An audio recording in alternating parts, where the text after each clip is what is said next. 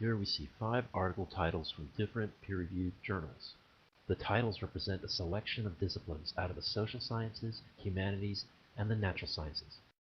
Yet in spite of this variety, the one thing that these article titles have in common is that the language they use is very formal. It's very subject-oriented. And this is very, very typical of scholarly, academic, otherwise known as peer-reviewed journal articles. In fact, it is so typical that you can often spot these kinds of articles merely by looking at their titles.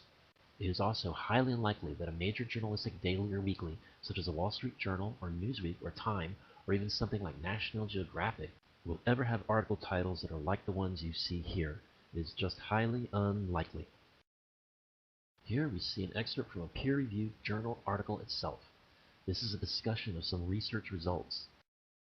It is immediately obvious that what you are seeing is a very detached, very technical discussion of what appears to be experimental data. There's a graph of some kind to help with comprehension. All in all, this is a very technical analysis. More than likely, a knowledgeable reader of this article would want to see a discussion of this kind, but even he or she might not find it very easy material to read.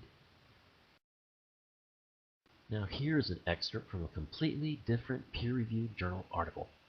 The language used is perhaps more accessible, but it is still formal and technical. There's something else about this excerpt that is also very typical of peer-reviewed journal articles, and that is that there are references throughout this paragraph to other published research. You will never see references of this kind or amount in a newspaper such as the New York Times or a popular magazine such as Newsweek or Time. You will just never see something like this. Here we see an excerpt from the last page of the text of a peer-reviewed journal article. And even here, on the last page, we are still seeing references to what other people have written.